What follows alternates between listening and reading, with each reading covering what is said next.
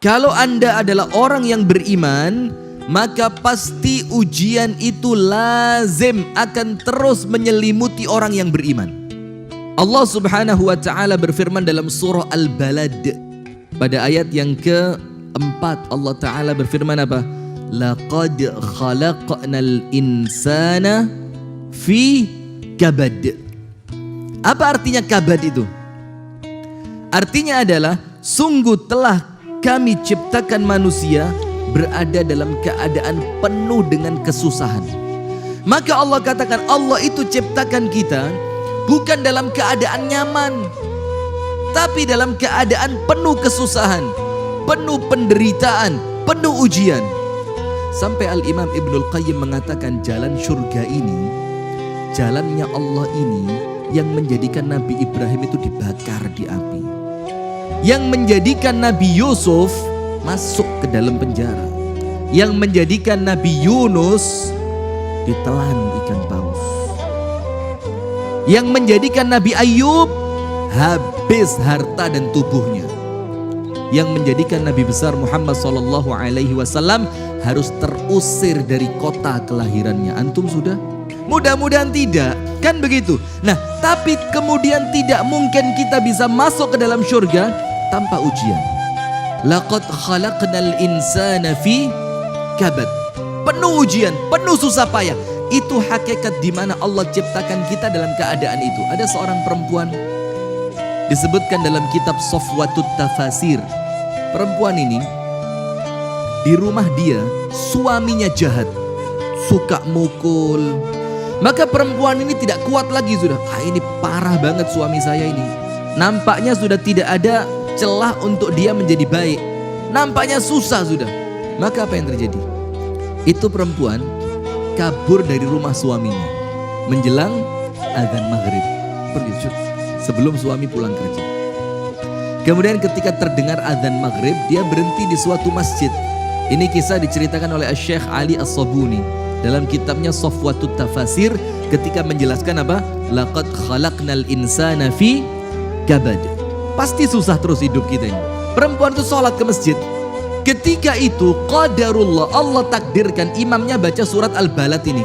Ketika sampai pada ayat laqad khalaqnal insana fi kabad, perempuan itu mikir, Allah ciptakan saya sebagai manusia dalam keadaan senantiasa susah payah.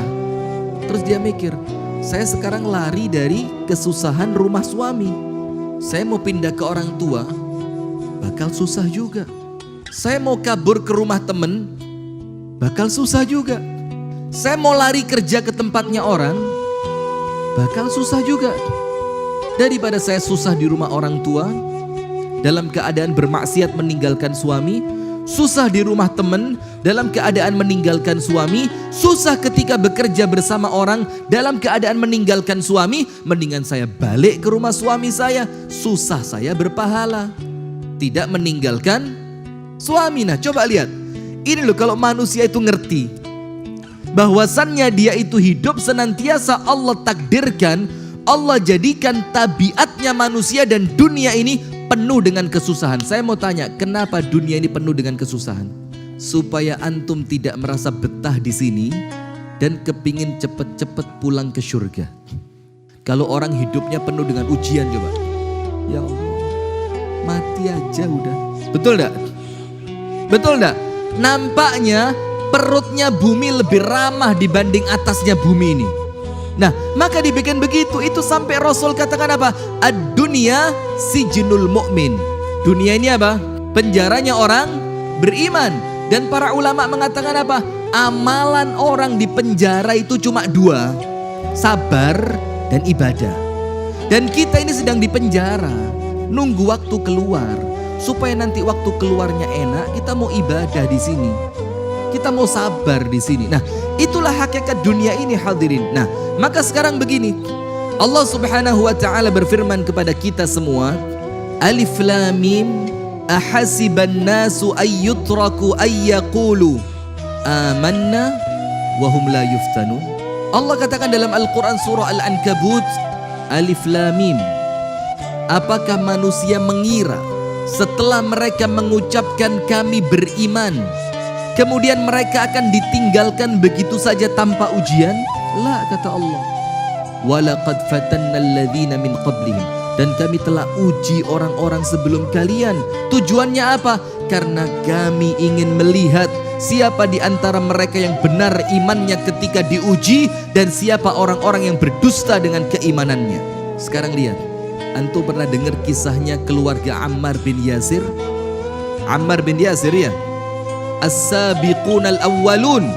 Ammar bin Yasir itu keluarga budak. Ayahnya budak, ibunya budak, dan anaknya pun bukan anak merdeka. Mereka masuk Islam. Setelah mereka masuk Islam, ketahuan oleh tuannya, maka tuannya tidak terima, ingin menjadikan mereka kembali kafir. Maka disiksa. Antum tahu kan siksaannya, ya? Yang pertama ibunya, yang kedua bapaknya, sampai Ammar bin Yasir sama Allah dibela dalam Al-Quran. Ibunya diapain? A'azzanallahu wa iyyakum, semoga Allah memuliakan kita, amin. Besi itu ujungnya dibakar sampai merah. Kalau bahasa kita mungkin linggis, ya. Tahu linggis? Apa di Banjar namanya linggis? Linggis. Sampai ujungnya merah. Merah betul. Itu ditusukkan mulai tengkuk belakangnya sampai keluar di kemaluan bagian depannya. Dan itu tidak menjadikan dia murtad dari agama Islam. Kemudian Yasir, ayahnya Ammar, bagaimana diujinya? Kaki kanan diikat kuda ke sebelah kanan, kaki kiri diikat kuda ke sebelah kiri. Dan itu tidak langsung dipukul lari kudanya, tidak. Ditarik pelan-pelan sampai terputus kakinya dan tubuhnya menjadi dua. Lalu si Ammar ini, anak kecil ini, dia ketakutan. Maka Ammar mengatakan apa? Saya kembali ke agama nenek moyang saya. Karena ketakutan, tapi hatinya penuh dengan keimanan kepada Allah. Apa Allah bela Ammar dalam Al-Quran? Illa man ukriha wa qalbuhu mutmainnun bil iman. Kecuali orang-orang yang terpaksa mengucapkan kalimat itu, sementara hatinya penuh dengan keimanan. Apa bantuan Rasul untuk mereka? Rasul tidak menyelamatkan itu ibundanya Ammar dari api, besi panas. Rasul tidak menyelamatkan Yasir dari ditarik oleh kuda sampai tubuhnya terbelah dua. Apa kata Rasulullah? Sabran ala Yasir fa inna maw'idakumul jannah. Yang sabar keluarga Yasir, kata Rasulullah. Kenapa? Sebentar lagi kalian pindah surga. Maka ketika terbayang surga, maka ujian dunia terasa apa? Antum tahu Asia, istri Fir'aun? Asia, ketika dia disiksa, disakitin oleh Fir'aun, bagaimana caranya? Kalau bahasa Jawanya dipenteng. Dipenteng itu apa? Tangan kanan sana-sana, kaki sana-sana. Seperti orang habis motong kambing, kemudian kulitnya diikat ujung-ujungnya itu loh. Itu namanya apa bahasa Indonesianya? Dibentangkan. Tangan kanan ke sebelah sana, tangan kiri ke sebelah sana, kaki kanan ke sebelah sana, kaki kiri ke sebelah sana. Dan itu diikat sama tali di tengah panasnya padang pasir, di teriknya matahari siang. Ditempelin tubuhnya. Di atasnya dikasih batu panas. Perempuan lo ini, ndak cengeng, kuat ya, karena dia tahu ini ujian iman. Allah bilang tidak mungkin kamu ngomong beriman kemudian tidak diuji, ndak mungkin, ndak mungkin. Kemudian apa? Sama Fir'aun dipukul. Setiap kali pukulan Fir'aun itu mengenai tubuh Asia, antum tahu?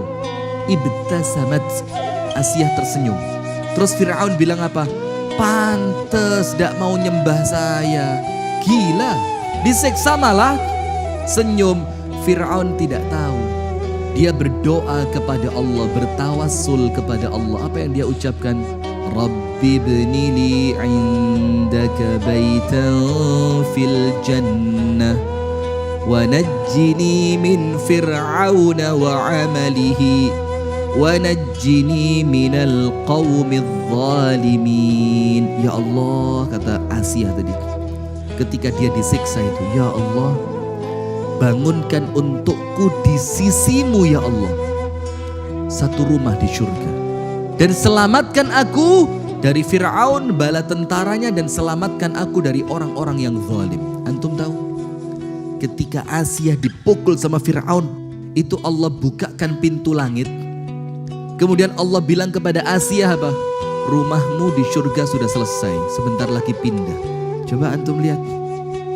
Bagaimana ini? Terus antum kepingin hidup nyaman-nyaman begini terus masuk surga begitu? Surganya siapa, Pak? Surga itu mahal. Tidak pernah maksa diri untuk bersedekah dengan jumlah yang fantastis. Tidak pernah memaksakan diri pergi jauh dari rumah dalam rangka mencari ilmu. Tidak pernah memaksakan diri capek sholat malam ibadah kepada Allah. Tidak pernah memaksakan diri perut terasa lapar karena kepingin mendapatkan ridhonya Allah. Tidak pernah memaksakan diri sabar atas gangguan orang lain untuk mendapatkan cintanya Allah. Terus mau masuk surga. Apa Allah bilang dalam Al-Quran? Am hasibtum an tadkhulul jannah.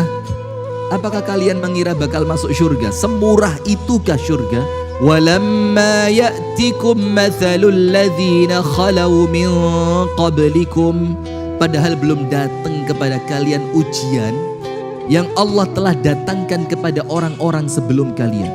Massathumul ba'sa'u wadh-dharra'u wa zulzilu. Mereka ditimpa peperangan, mereka ditimpa penyakit, mereka ditimpa kesulitan. Wa zulzilu. Apa zulzilu itu? Bumi itu sama Allah seakan-akan digoncangkan di bawah mereka. Setiap ada bumi yang dipijak, seakan-akan bumi itu tidak ramah kepada mereka. Sampai apa yang terjadi? Hatta yaqular rasul. Sampai Rasul manusia paling sabar. Walladzina amanu ma'ah. Dan orang-orang beriman, para sahabat Nabi yang bersama Nabi Muhammad mengatakan apa? Mata nasrullah. Ini pertolongannya Allah kapan datangnya? Saking beratnya ujian.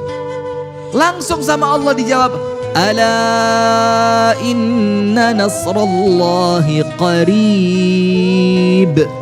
Ingat kata Allah, pertolonganku itu dekat.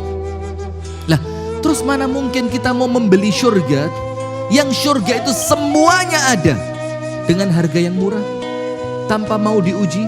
Maka kita itu di dunia hadirin tidak ada seorang pun di antara kita yang dapat 100%. Tidak ada. Nikmat 100% ada. Ada orang kaya raya, mungkin badannya sehat walafiat, mungkin istrinya masya Allah, bisa jadi diuji dengan anak. Ada lagi sebaliknya, kaya raya, sehat walafiat, anaknya baik, diuji dari istri. Ada orang masya Allah anaknya baik, istrinya baik, sehat walafiat, mungkin kekurangan harta. Ada orang kaya raya, istrinya baik, anaknya baik, mungkin tubuhnya sakit. Itulah hakikat dunia ini.